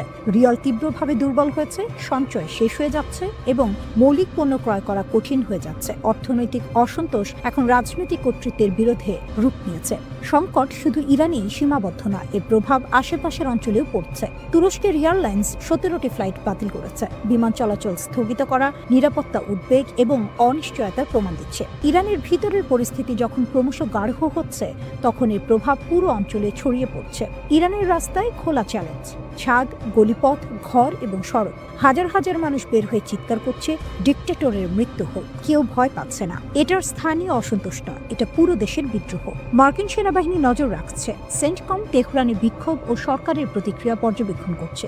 F-15E যুদ্ধ বিমান রুটিন রোটেশনের অংশ হিসেবে মোতায়েন করা হয়েছে। বড় কোনো সেনা সমাবেশ নেই, তবে সতর্ক সংকেত স্পষ্ট। ওয়াশিংটন সরাসরি ইরানের জনগণের সঙ্গে কথা বলছে। মার্কিন স্টেট ডিপার্টমেন্ট পারস্য ভাষায় বার্তা দিয়েছে, ইরানিদের তাদের অধিকার রক্ষার জন্য ধন্যবাদ জানাচ্ছে। প্রবাসী ক্রাউন প্রিন্স রেজা পালভি জাতিকে সমর্থন জানাচ্ছেন। তিনি বলেছেন, আরও মানুষ রাস্তায় আসুক। বিক্ষোভের আগুনে তেহরানের সরকারি ভবনও জ্বলে উঠেছে। রাষ্ট্রীয় টেলিভিশনও এই ছবি সম্প্রচার করেছে। এরপর দেশ জুড়ে ইন্টারনেট এবং ফোন ব্ল্যাকআউট, বাজার বন্ধ, বেজারগুলো। মানবাধিকার গ্রুপ বলছে অন্তত 41 জন নিহত, 2270 জন আটক। তবে বিক্ষোভ থেমে নেই। চিৎকার, আগুন সব মিলিয়ে ইরানের নেতৃত্ব এখন বছরের সবচেয়ে বড় পরীক্ষায়। পরবর্তী পদক্ষেপ ইরানের ভবিষ্যৎ নির্ধারণ করবে। ইরান উত্তাল। আর হঠাৎ করে কেন দেশটির সবচেয়ে শক্তিশালী বাহিনী রেভলিউশনারি গার্ড বলছে নিরাপত্তা আমাদের রেড লাইন? ইরানের ক্ষমতা কাঠামো বোঝা খুব গুরুত্বপূর্ণ। দেশটির সবচেয়ে শক্তিশালী বাহিনী হলো Islamic revolutionary guard corps IRGC।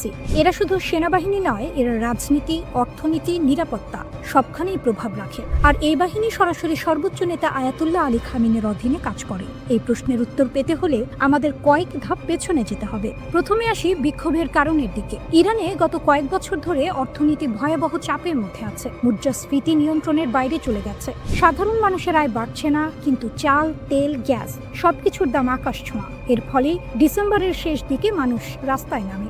শুরুটা ছিল অর্থনৈতিক প্রতিবাদ দিয়ে, কিন্তু খুব দ্রুত এই আন্দোলন রাজনৈতিক রূপ নেয়। এখন অনেক বিক্ষোভকারী সরাসরি বলছে তারা বর্তমান ধর্মীয় শাসন ব্যবস্থা আর চায় না। লাগাম টানতে শুরু করেছেন ইরানের শীর্ষ নেতা।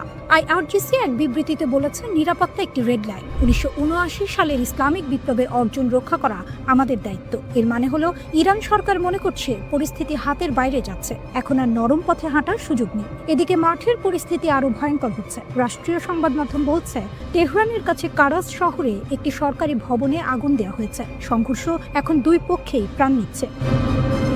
মানবাধিকার সংস্থাগুলো বলছে বহু সাধারণ মানুষও মারা গেছেন, কিন্তু সঠিক সংখ্যা জানা যাচ্ছে না, কারণ সরকার ইন্টারনেট বন্ধ করে দিয়েছে।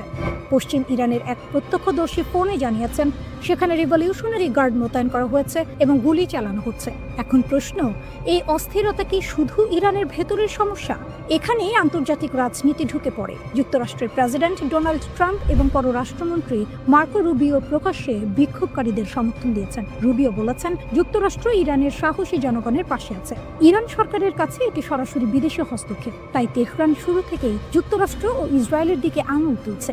আরও একটি গুরুত্বপূর্ণ চরিত্র এখানে হাজির হয়েছেন, ইরানের শেষ শাহের ছেলে রেজা পাহলভি। তিনি বিদেশ থেকে বিক্ষোভকারীদের আহ্বান জানাচ্ছেন, শুধু রাস্তায় নামলেই হবে না, শহরের কেন্দ্র দখল করতে হবে, পরিবহন, তেল, গ্যাস খাতে ধর্মঘট ডাকতে হবে। কিন্তু এখানেও যুক্তরাষ্ট্র সাবধানী। ট্রাম্প স্পষ্ট বলেছেন তিনি এখনই পাহলভির সঙ্গে দেখা করতে চান না। বিশ্লেষকদের মতে যুক্তরাষ্ট্র আগে দেখতে চায় সরকার টিকে যায় নাকি আন্দোলন জেতে। সবশেষে ট্রাম্প সরাসরি হুঁশিয়ারি দিয়েছেন। তিনি বলেছেন, আপনারা যদি গুলি চালান, আমরাও গুলি চালাতে শুরু করব। এই বক্তব্য পরিস্থিতিকে আরো বিপজ্জনক করে তুলেছে। সব মিলিয়ে ইরান এখন দাঁড়িয়ে আছে এক ভয়ঙ্কর মোড়ে। একদিকে রিভলিউশনারি গার্ডের রেড লাইন, অন্যদিকে জনগণের ক্ষোভ, বিদেশি চাপ এবং নেতৃত্বের প্রশ্ন। যুক্তরাষ্ট্রের ঘাঁটিতে হামলার হুঁশিয়ারি, ইরান কি বার্তা দিচ্ছে? মধ্যপ্রাচ্যে আবারও বড় ধরনের উত্তেজনার ইঙ্গিত মিলছে। ইরান স্পষ্ট করে জানিয়ে দিয়েছে, যুক্তরাষ্ট্র যদি ইরানের ওপর সামরিক হামলা চালায়, তাহলে তার জবাবে মধ্যপ্রাচ্যের বিভিন্ন দেশে থাকা মার্কিন সামরিক ঘাঁটিগুলো লক্ষ্যবস্তুতে পরিণত হবে। এই সতর্কবার্তা শুধু যুক্তরাষ্ট্রকে নয়, বরং আশেপাশের দেশগুলোকেও জানিয়ে দিয়েছে তেহরান।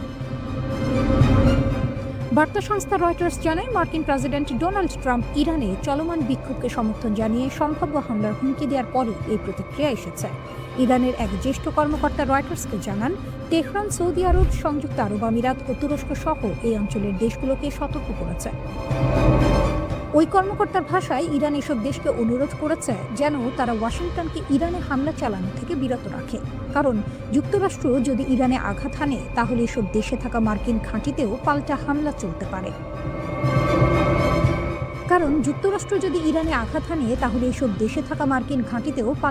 চালানো হবে। এর মানে খুব পরিষ্কার, ইরান শুধু নিজের ভেতরের যুদ্ধের কথা ভাবছে না, পুরো মধ্যপ্রাচ্যকে এই সংঘাতের সম্ভাব্য ময়দান হিসেবে দেখছে। সরাসরি যোগাযোগ বন্ধ, সংকট আরও গভীর। এই উত্তেজনার আরেকটি গুরুত্বপূর্ণ দিক হল ইরান ও যুক্তরাষ্ট্রের মধ্যে সরাসরি যোগাযোগ বন্ধ হয়ে গেছে। রয়টার্স জানায়, ইরানের পররাষ্ট্রমন্ত্রী আব্বাস আরাকচি এবং মার্কিন বিশেষ দূত স্টিভ উইটকফের মধ্যে আর কোনো সরাসরি কথা হচ্ছে না। কূটনৈতিক ভাষায় এটি খুবই গুরুত্বপূর্ণ সংকেত। সাধারণত এমন যোগাযোগ চালু থাকলে ভুল বোঝাবুঝি কমে, কিন্তু যোগাযোগ বন্ধ মানে সংকট এখন আরও অনিশ্চিত। একই সময় ইসরায়েলি সূত্রের বরাত দিয়ে রয়টার্স জানাচ্ছে, তেল আবিবের ধারণা ডোনাল্ড ট্রাম্প ইতোমধ্যে ইরানে হস্তক্ষেপের সিদ্ধান্ত নিয়ে ফেলেছেন। যদিও সে হস্তক্ষেপ কবে, কিভাবে, কতটা হবে তা এখনও স্পষ্ট নয়। এই পরিস্থিতির মাঝে কাতারের আল উদেইদ বিমান ঘাঁটি থেকে কিছু মার্কিন সেনাকে নিরাপদ স্থানে সরে যাওয়ার পরামর্শ দেওয়া হয়েছে। আল উদেইদ শুধু একটি ঘাঁটি নয়, এটি যুক্তরাষ্ট্রের সেন্ট্রাল কমান্ডের অন্যতম গুরুত্বপূর্ণ সদর দপ্তর। এখান থেকেই মধ্যপ্রাচ্যের বড় অংশে মার্কিন সামরিক অভিযান পরিচালিত হয়। আইআরজিসির ঘোষণা, আমরা পুরোপুরি প্রস্তুত। এই উত্তেজনার মধ্যে ইরানের ইসলামী বিপ্লবী গার্ড কোরের অ্যারোস্পেস ফোর্স বড় একটি ঘোষণা দিয়েছে। বাহিনীর কমান্ডার ব্রিগেডিয়ার জেনারেল মজিদ মোসাফি বলেছেন, যে কোনো বিদেশি আগ্রাসন মোকাবিলায় তারা এখন সক্ষমতার চূড়ান্ত শিখরে পৌঁছেছে। তার দাবি, 2025 সালের জুনে যুক্তরাষ্ট্র ও ইসরায়েলের সঙ্গে 12 দিনের যে যুদ্ধ হয়েছিল, সেই যুদ্ধ থেকে শিক্ষা নিয়ে ইরান তার প্রতিরক্ষা সরঞ্জাম উৎপাদন কয়েক গুণ বাড়িয়েছে। যুদ্ধের সময় যে দুর্বলতাগুলো ধরা পড়েছিল, সেগুলো নাকি এখন আর নেই। তিনি স্পষ্ট করে বলেন, ইরানে আঘাত হলে মধ্যপ্রাচ্যের মার্কিন ঘাঁটিগুলোতেও হামলা চালানো হবে। এই সব কিছুর পেছনে বড় ভূমিকা রেখেছে ডোনাল্ড ট্রাম্পের সাম্প্রতিক বক্তব্য। তিনি প্রকাশ্যে ইরানি বিক্ষোভকারীদের সরকারি প্রতিষ্ঠানে হামলার আহ্বান জানান এবং বলেন সহায়তা আসছে। ইরানের দৃষ্টিতে এটি সরাসরি অস্থিরতা উস্কে দেওয়ার চেষ্টা। তাই তেহরান পাল্টা হুঁশিয়ারি দিয়েছে, পুনরায় কোনো আগ্রাসন হলে পশ্চিম এশিয়ায় অবস্থিত মার্কিন ও ইসরায়েলি স্বার্থ সংশ্লিষ্ট সব স্থাপনায় কঠোর আঘাত হানা হবে। সব মিলিয়ে পরিস্থিতি খুবই স্পর্শকাতর। একদিকে যুক্তরাষ্ট্রের হুমকি, অন্যদিকে ইরানের পাল্টা সতর্কবার্তা, যোগাযোগ বন্ধ, সেনা অবস্থান পরিবর্তন আর প্রকাশ্য হুঁশিয়ারি। সব মিলিয়ে বোঝা যায় মধ্যপ্রাচ্য আবারও বড় ধরনের সংঘাতের ঝুঁকির দিকে এগোচ্ছে।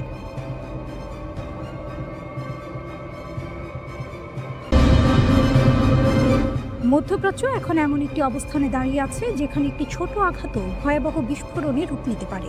পরিস্থিতিটা অনেকটা এমন একটা আগ্নেয়গিরি যেটা ভেতরে ভেতরে ফুটছে, শুধু ফেটে পড়ার অপেক্ষা। এই প্রেক্ষাপটে যদি ইরানে কোনো সামরিক হামলা হয় তাহলে সেটাকে শুধু একটি দেশের উপর আক্রমণ হিসেবে দেখা যাবে না। ইরানে হামলা মানে পুরো মধ্যপ্রাচ্যে যুদ্ধের অ্যালার্ম বেজে ওঠা। ইরান এই ব্যাপারে একদম পরিষ্কার অবস্থান নিয়েছে। দেশটির শীর্ষ নেতারা বারবার বলেছেন, সীমা পেরোলে পাল্টা জবাব আসবে, আর সেটা হবে বহুমুখী ও বিধ্বংসী। ইরানের পার্লামেন্ট স্পিকার মোহাম্মদ বাকির কালিবাফ সরাসরি যুক্তরাষ্ট্রকে উদ্দেশ্য করে এই হুঁশিয়ারি দিয়েছেন। এমন এক সময় এই বক্তব্য এলো যখন ইরানের ভেতরে সরকার বিরোধী বিক্ষোভ চলছে এবং বাইরের চাপও বাড়ছে। কালিবাফ বলেন, আমেরিকা যদি ইরানে নতুন করে সামরিক হামলার পথ বেছে নেয় তাহলে শুধু ইসরায়েল নয়, মধ্যপ্রাচ্যে থাকা মার্কিন সামরিক ঘাঁটি ও নৌ পরিবহন কেন্দ্রগুলো ইরানের বৈধ লক্ষ্যবস্তুতে পরিণত হবে। এটা খুবই গুরুত্বপূর্ণ একটি বক্তব্য, কারণ এখানে তিনি শুধু ইসরায়েলের কথা বলেননি, তিনি ইঙ্গিত দিয়েছেন কাতার, সৌদি আরব, কুয়েত ও বাহরাইনে থাকা মার্কিন সামরিক ঘাঁটিগুলোর দিকে। এই দেশগুলো দীর্ঘদিন ধরেই যুক্তরাষ্ট্রের ঘনিষ্ঠ মিত্র। এখান থেকেই মধ্যপ্রাচ্যে অনেক মার্কিন সামরিক অভিযান পরিচালিত হয়। ইরানের বক্তব্য খুব স্পষ্ট, যদি এই ঘাঁটিগুলো ব্যবহার করে ইরানে হামলা চালানো হয় তাহলে সেগুলোকেও আঘাতের আওতায় আনা হবে। এখন প্রশ্ন হলো, ইরান কি সত্যি এটা করতে পারবে? বিশেষজ্ঞদের মতে ইরানের সামরিক সক্ষমতা হালকাভাবে নেওয়ার সুযোগ নেই। ইরানের হাতে রয়েছে উন্নত ব্যালিস্টিক ক্ষেপণাস্ত্র, দীর্ঘপাল্লার ড্রোন প্রযুক্তি এবং সবচেয়ে বড় কথা, পুরো মধ্যপ্রাচ্য জুড়ে তাদের আঞ্চলিক মিত্রদের শক্ত নেটওয়ার্ক। লেবাননে হিজবুল্লাহ, ইয়েমেনে হুথি, ইরাকে সশস্ত্র গোষ্ঠী, সব মিলিয়ে ইরান এমন একটি অবস্থানে আছে যেখানে চাইলে তারা একসাথে একাধিক ফ্রন্টে চাপ তৈরি করতে পারে। এ কারণেই সামরিক বিশ্লেষকরা বলছেন, ইরানে হামলা হলে সেটা কখনোই সীমিত থাকবে না, সংঘাত ছড়িয়ে পড়বে পুরো অঞ্চলে। তেলের বাজার অস্থির হবে, নৌপথে ঝুঁকির মুখে পড়বে এবং বিশ্ব অর্থনীতিতেও বড় প্রভাব পড়তে পারে।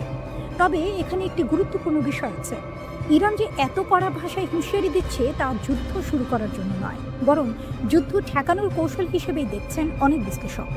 ইরানের দৃষ্টিতে যুক্তরাষ্ট্র ও ইসরায়েল তাদের নিরাপত্তার সবচেয়ে বড় হুমকি, কারণ মধ্যপ্রাচ্যের বিভিন্ন দেশে থাকা মার্কিন ঘাঁটি ও নৌবহর ব্যবহার করেই ইরানের বিরুদ্ধে হামলা চালানো হতে পারে। তাই ইরান আগেই পরিষ্কার করে দিচ্ছে, আমাদের ভূখণ্ডে আঘাত এলে সেই হামলার উৎস ও সহযোগী সবাই বৈধ লক্ষ্য হবে। এর পেছনে আরেকটি রাজনৈতিক হিসাবও আছে। দেশের ভেতরে বিক্ষোভ ও চাপের সময় বাইরের হুমকি সামনে এনে জাতীয় সংহতি জোরদার করা, এটা বহু রাষ্ট্রই করে থাকে। ইরানের ক্ষেত্রেও বিষয়টি ব্যতিক্রম নয় বলে মনে করছেন বিশ্লেষকরা। সব মিলিয়ে বলা যায়, মধ্যপ্রাচ্য এখন চরম উত্তেজনার এক বিপজ্জনক মোড়ে দাঁড়িয়ে। একটি ভুল সিদ্ধান্ত, একটি অপ্রয়োজনীয় আঘাত, আর তাতেই গোটা অঞ্চল ঢুকে যেতে পারে এমন এক সংঘাতে যার আগুন ছড়িয়ে পড়বে অনেক দূর পর্যন্ত। এই আগ্নেয়গিরি কি ফাটবে, নাকি শেষ মুহূর্তে কেউ ব্রেক টানবে? ইরান প্রকাশ্যে বলে দিচ্ছে, আমাদের দিকে তাকানোর চোখটাই উপড়ে ফেলবো। কোনো সিনেমার সংলাপ না, এটা এসেছে ইরানের ইসলামিক রেভলিউশনারি গার্ড কর্পস IRGCর শীর্ষ কমান্ডারের মুখ থেকে। ইরানের IRGC স্থলবাহিনীর প্রধান ব্রিগেডিয়ার জেনারেল মোহাম্মদ কারামি স্পষ্ট ভাষায় ঘোষণা দিয়েছেন, ইরানের সেনাবাহিনী এখন ফুল রেডি। কেউ যদি ভুল করে ইরানের ওপর হামলার চিন্তা করে তাহলে তার জবাব হবে দ্রুত, কঠোর এবং চূড়ান্ত। কারামি বলেন, ইরানের সশস্ত্র বাহিনীগুলোর মধ্যে সমন্বয় এখন সর্বোচ্চ পর্যায়ে। স্থল, আকাশ, সাইবার সব দিকেই প্রস্তুতি চলছে। প্রতিদিন নতুন সক্ষমতা তৈরি করা হচ্ছে, যেন নতুন ধরনের হুমকি এলেই সঙ্গে সঙ্গে মোকাবিলা করা যায়। কিন্তু এখানে একটি গুরুত্বপূর্ণ শব্দ আছে, হাইব্রিড ওয়ার। কারামির দাবি অনুযায়ী ইরান এখন শুধু সামরিক যুদ্ধের মুখে নয়, তারা লড়ছে একসাথে অনেকগুলো ফ্রন্টে। অর্থনৈতিক চাপ, সামাজিক অস্থিরতা, সাংস্কৃতিক আক্রমণ, রাজনৈতিক ষড়যন্ত্র, সাইবার হামলা, নিরাপত্তা হুমকি। অর্থাৎ এটা বন্দুক বনাম বন্দুকের লড়াই না, এটা পুরো সিস্টেম ভেঙে দেওয়ার যুদ্ধ। তবুও কারামি বলছেন, ইরানের নিরাপত্তা সীমান্ত থেকে শুরু করে দেশের গভীর পর্যন্ত পুরোপুরি নিয়ন্ত্রণে আছে। তার সেই বিখ্যাত হুঁশিয়ারি, যে চোখ আমাদের ভূমির দিকে লোভ করে তাকাবে সেই চোখ উপড়ে ফেলা হবে। এদিকে শুধু স্থলবাহিনী নয়, আকাশ থেকে হুঁশিয়ারি এসেছে। আইআরজিসির অ্যারোস্পেস ফোর্সের প্রধান ব্রিগেডিয়ার জেনারেল মাজিদ মুসাভি জানিয়েছেন, ইরানের ক্ষেপণাস্ত্র ও আকাশ প্রতিরক্ষা ব্যবস্থা এখন সর্বোচ্চ প্রস্তুত অবস্থায় রয়েছে। তিনি বলেন, যদি কেউ ইরানের জনগণের উপর হামলা চালায় তাহলে জবাব হবে নির্ণায়ক ও বিধ্বংসী। আর এখানেই সবচেয়ে গুরুত্বপূর্ণ তথ্যটা আসে। মুসাভির দাবি অনুযায়ী সাম্প্রতিক 12 দিনের যুদ্ধের পর ইরানের ক্ষেপণাস্ত্র উৎপাদন আগের চেয়ে আরও বেড়েছে। মানে যুদ্ধ ইরানকে দুর্বল করেনি, বরং আরও প্রস্তুত করেছে। এর আগেও ইরানের প্রতিরক্ষামন্ত্রী আজিজ নাসিরজাদে বলেছিলেন, ইরানের হাতে এমন কিছু চমক আছে যেগুলো হামলাকারীরা কল্পনাও করতে পারবে না। তিনি স্পষ্ট করে দিয়েছেন, ইরানে হামলা হলে শুধু হামলাকারী দেশই নয়, যারা সেই হামলায় সহযোগিতা করবে তাদের ঘাঁটি, স্বার্থ সবই বৈধ লক্ষ্যবস্তু হবে, পৃথিবীর যেখানেই থাকুক না কেন। এখন প্রশ্ন, যুক্তরাষ্ট্র কি করছে? এদিকে যুক্তরাষ্ট্র ও তার আঞ্চলিক মিত্ররা কাতারের আল উদেইদ ঘাঁটিতে নতুন এয়ার ও মিসাইল ডিফেন্স সমন্বয় সেল চালু করেছে। উদ্দেশ্য, মধ্যপ্রাচ্য জুড়ে একসাথে প্রতিরক্ষা জোরদার করা। রয়টার্সের তথ্য অনুযায়ী ইরান আগেই প্রতিবেশী দেশগুলোকে সতর্ক করেছে, যুক্তরাষ্ট্র যদি হামলা করে তাহলে ওই দেশগুলোর ভেতরে থাকা মার্কিন ঘাঁটিও নিরাপদ থাকবে না। এমনকি আল উদেইদ ঘাঁটি থেকে মার্কিন সেনাদের 14 জানুয়ারির মধ্যে সরে যেতে বলা হয়। প্রতিরক্ষা জোরদার করা হয়েছে, হামলার অপশন টেবিলেই আছে। সব মিলিয়ে পরিস্থিতি এখন একেবারে আগুন। একদিকে ইরান বলছে আমরা প্রস্তুত, ভয় পাই না, অন্যদিকে যুক্তরাষ্ট্র বলছে দেখি কি হয়।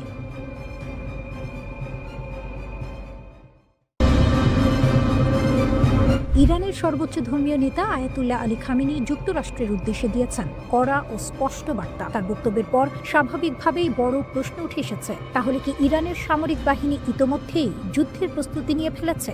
একই সঙ্গে আরও একটি গুরুত্বপূর্ণ প্রশ্ন সামনে এসেছে, যুক্তরাষ্ট্র ও ইসরায়েলের পরবর্তী পদক্ষেপ আসলে কি হতে পারে?